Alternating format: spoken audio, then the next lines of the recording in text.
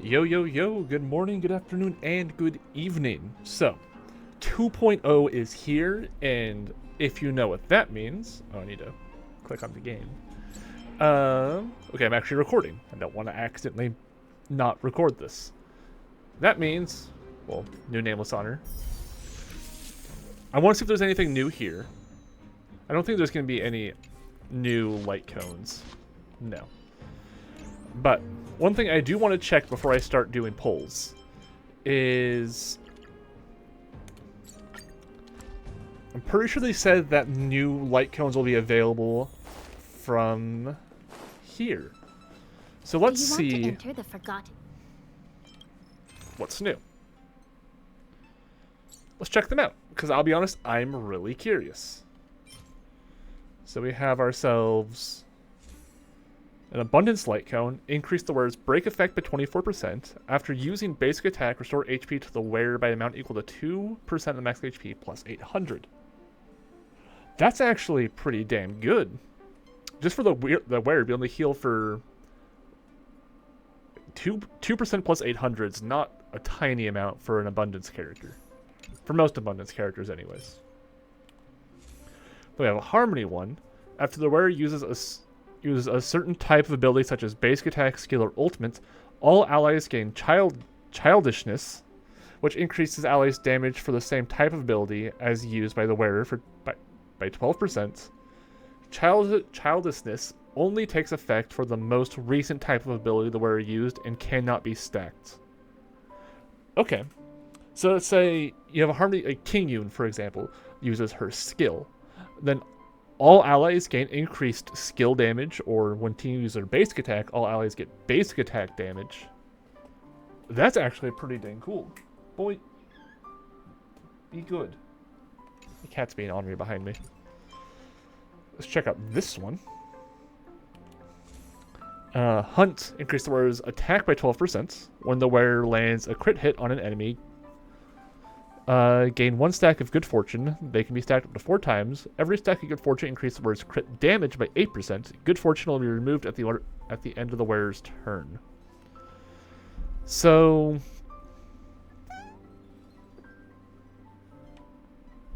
okay, this is interesting. I'm trying to figure out who this would be good on.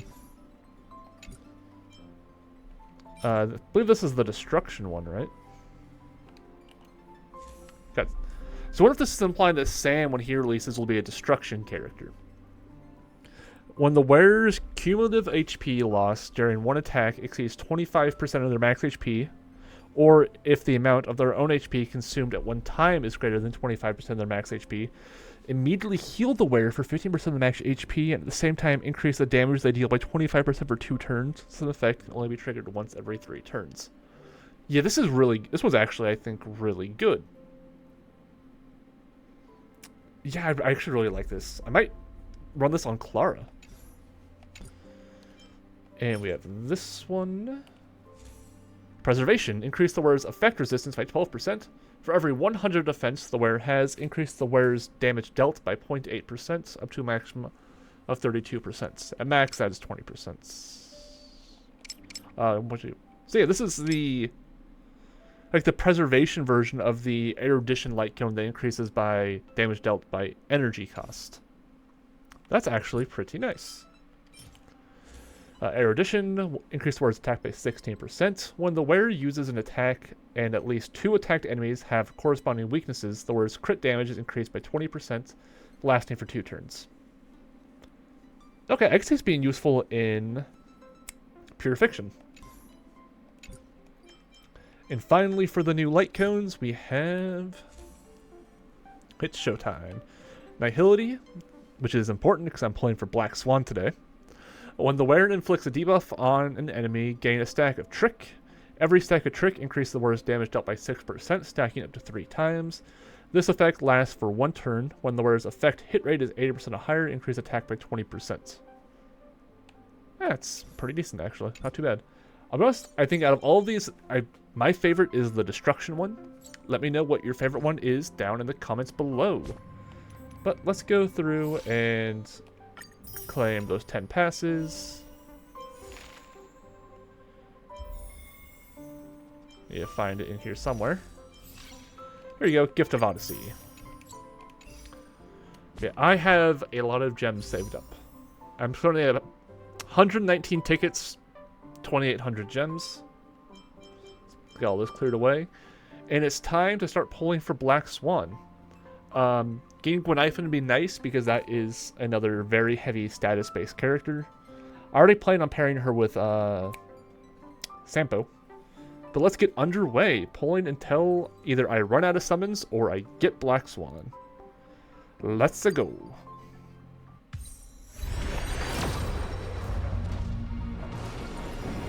What was that achievement?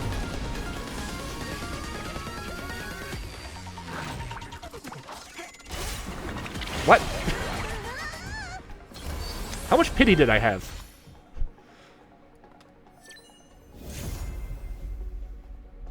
Damn. Well, I'm getting her guaranteed because I just lost the 50-50.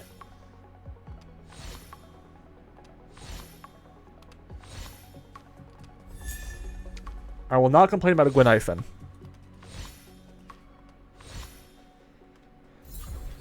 Okay, I need to look at what was my pity before going into this. I need to know now. My pity was 4. And I think I got Clara on like the second one, so there's about 6 between getting Argenti and getting Clara there. That is some insane luck. Maybe I can do it again. I doubt it though.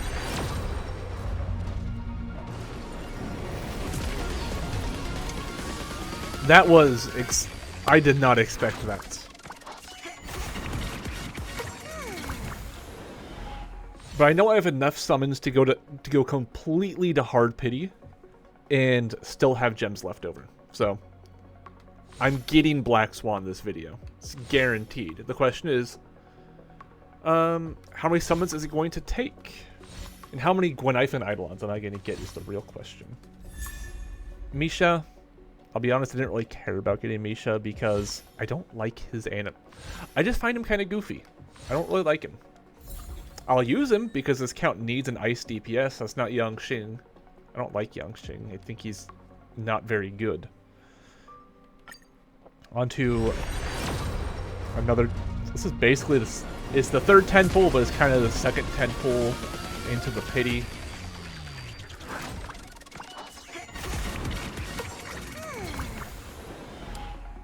Watch me end up getting like E6 Misha for some reason, even though I don't want him.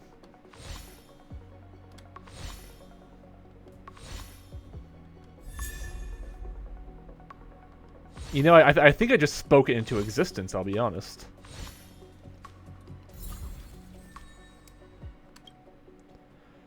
You know, I'm okay not getting Black Swan in that first 10 pull, because I would have missed out on getting Gwenhyfin.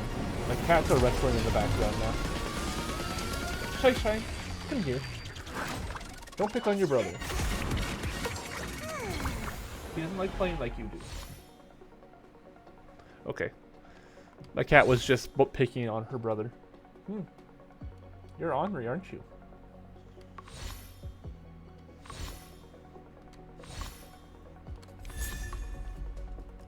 Ooh. Honestly, this count is kind of in need of light cones. I have surprisingly few.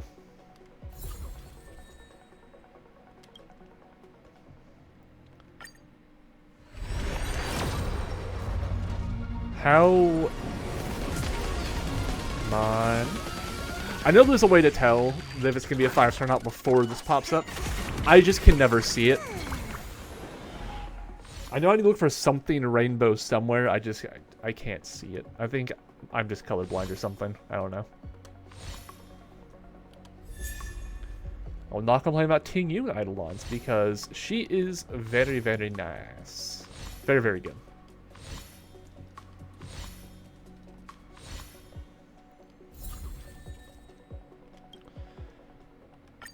I'm getting closer.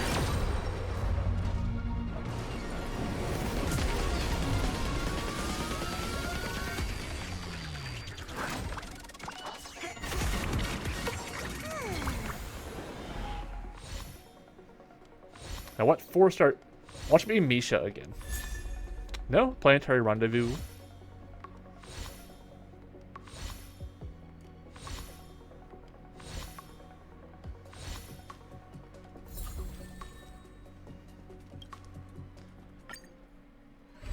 I'm just sort of going kind of fast because a lot of the 3-star things I don't care about.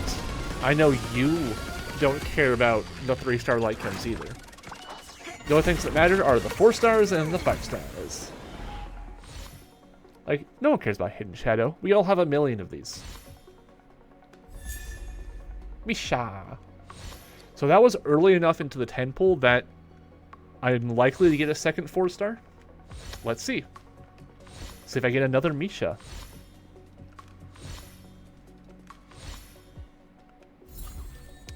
Nope.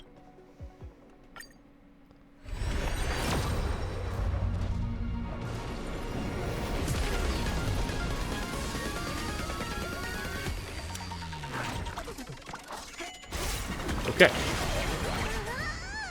Now then, time to see the Black Swan. Now, I'm going to guess Black Swan is going to be the 3rd thing that shows up. Let me know your guess down below. I should have done this for the first 5-star, but I didn't think to do it. Let's go. Ting Yun. Oh, I was wrong. It was not the 3rd one. 4, 5, 6. Black Swan. Okay.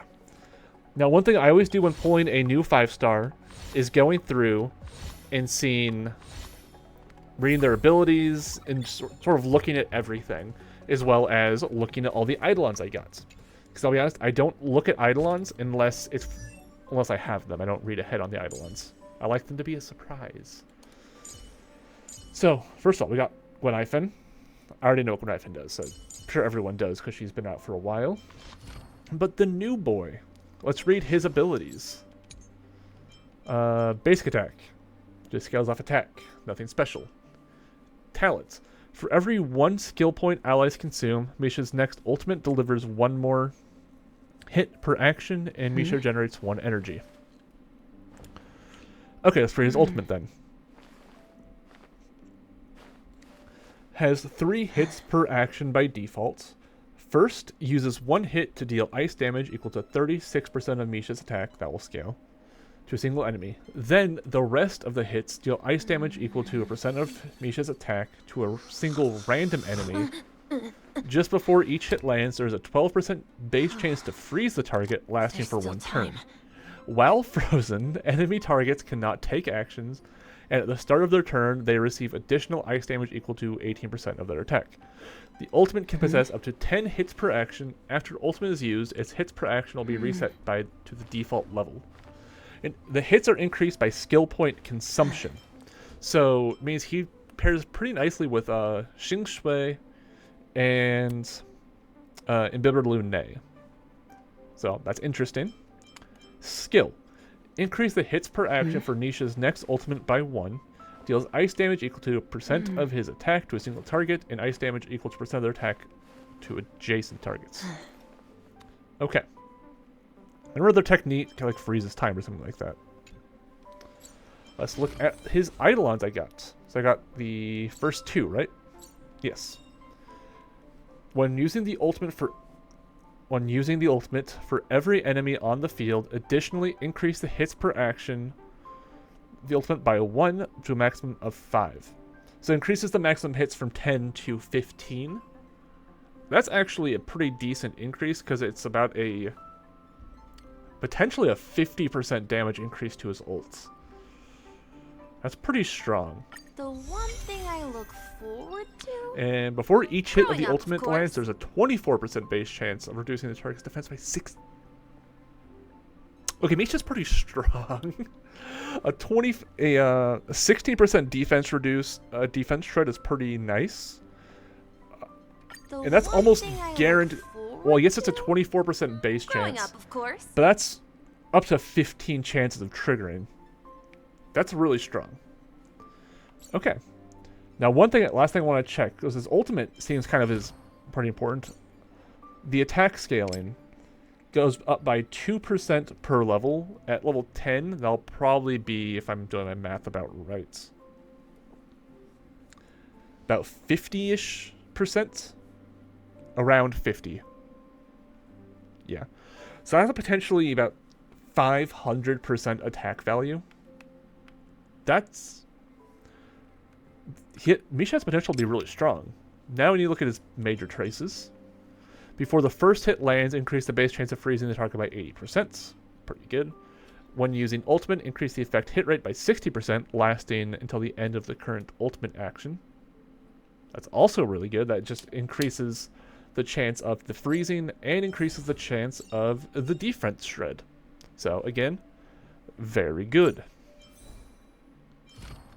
And finally, when dealing damage to frozen enemies, increase crit damage by 30%. It's pretty good. And the minor traces are crit rate traces. Crit rate and ice and defense. Again, I'll be honest, with all the crit rate bonuses and the minor traces, having a crit damage boost and a major trace is very nice. Next, we'll look at the Clara Eidolon we got. Using a skill will not remove marks of counter on the enemy. Things will get That's better. pretty strong. Won't And they? finally, the most important part of the video. I keep looking over to make sure I'm actually recording, because I would hate for this to not be recorded. We have Black Swan herself. Let's take a look at her. Damn, she's hot. And now let's look at her abilities. Basic attack. Okay, this is not as basic as I thought it would be. Okay, it's time to start reading a novel. Deals wind damage equal to 30% of Black Swan's attack to a single enemy, to a single target enemy, with a 50% base chance of inflicting 1 stack of Arcana on the target. Additionally, when attacking targets that suffer from wind shear, bleed, burn, or shock, there is a respectively a 50% chance of inflicting 1 extra stack of Arcana on the targets. That's pretty nice. Every time an enemy so talents now. Every time an enemy target receives a damage over time at the start of each turn, there's a 50% base chance for it to be inflicted with 1 stack of Arcana.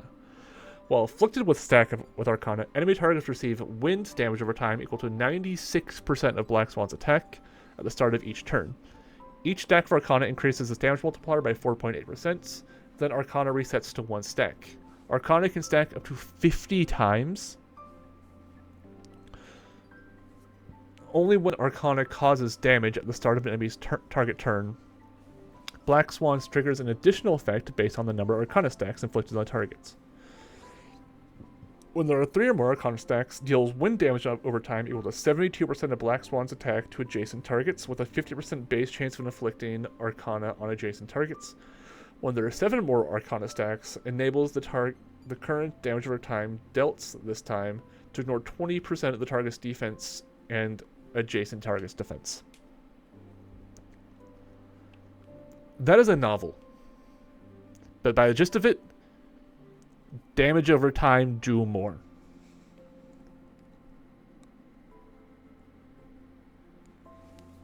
I really need a Kafka for this account now. Skill.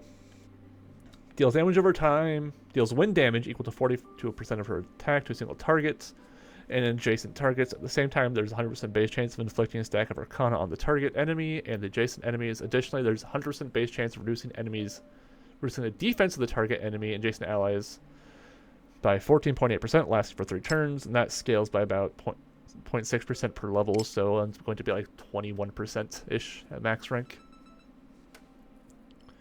Her traces seem to be crit rate, wind, effect hit rate, wind damage, and attack, which isn't bad.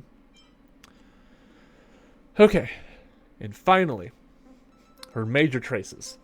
After using a skill to attack a single target enemy that has wind shear, bleed, burn, or shock, each of these debuffs respectively has a 65% base chance of inflicting 1 extra stack of Arcana. Okay. When an enemy target enters battle, there is a 65% base chance for it to be inflicted with 1 stack of Arcana. Every time an enemy target receives damage over time during a single attack by an ally, there's a 65% chance for the target to be inflicted with 1 stack of Arcana. The maximum number of stacks to be inflicted during a single attack is 3.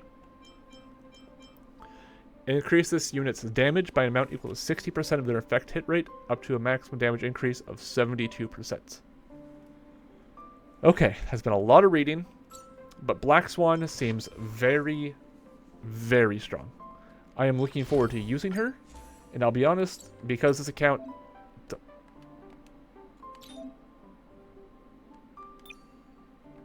Okay. Cool. Yeah, I'm probably going to, just because I don't have a lot to work with, I'll probably be running the wind set on her, most likely. But, yeah. I think that's everything for now with her. If you enjoyed the video, like, comment, subscribe, all that nonsense. And until next time, adios. Bye-bye.